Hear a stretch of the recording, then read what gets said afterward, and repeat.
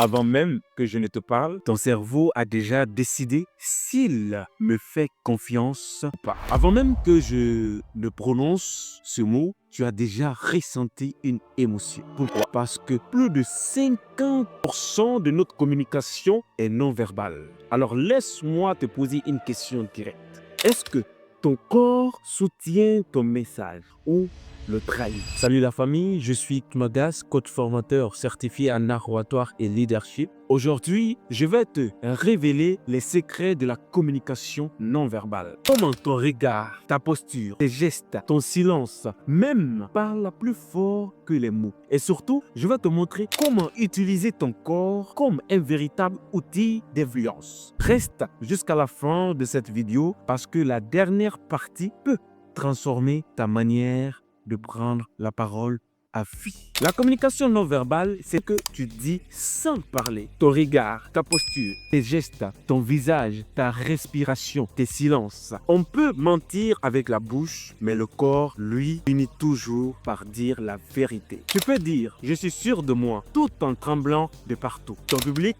lui, va croire ton corps, pas tes mots. Elle est plus puissante que les mots. Le silence l'explique très bien à travers le principe de Mehrabian. Quand il y a incohérence entre les mots et le corps, le public croit à 55% de ton langage corporel, à 38% le ton et seulement 7% les mots. Donc, techniquement, tu peux avoir un discours parfait, mais un corps aligné peut le détruire totalement. Et inversement, quelqu'un peut parler mal, mais impressionner par sa présence. C'est ce qu'on appelle la puissance de la présence. Voici les 5 piliers de la communication non verbale. 1.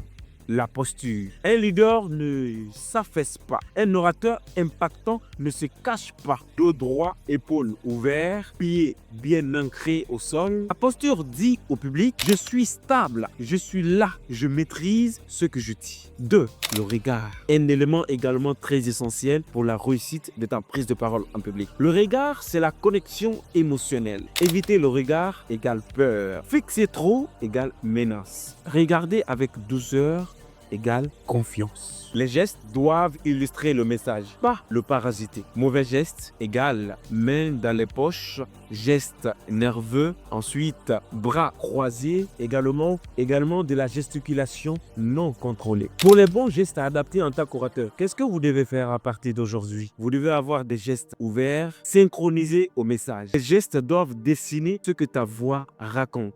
Concrètement, ta gestuelle doit suivre ta voix. Ton visage est ton premier micro. On lit déjà ta joie, ton stress, ta colère. Et surtout, un bon orateur apprend à détendre ses traits, son sourire sincère, à respirer avec le visage. 5. Le silence est aussi un élément du langage et également, il fait partie du discours. Un silence bien placé crée de l'impact, donne du poids au message, installe l'autorité. Les grands orateurs ne parlent pas vite, ils parlent juste. Voici ces 5 éléments qui pourront désormais te servir. Je te pousse encore à aller plus loin. Et si tu veux également plus de détails par rapport à l'expression du corps, dis-moi dans les commentaires pour qu'on puisse produire d'autres contenus alliés à cela. Merci beaucoup, à très bientôt. C'était Coach Magas, amplificateur de potentiel.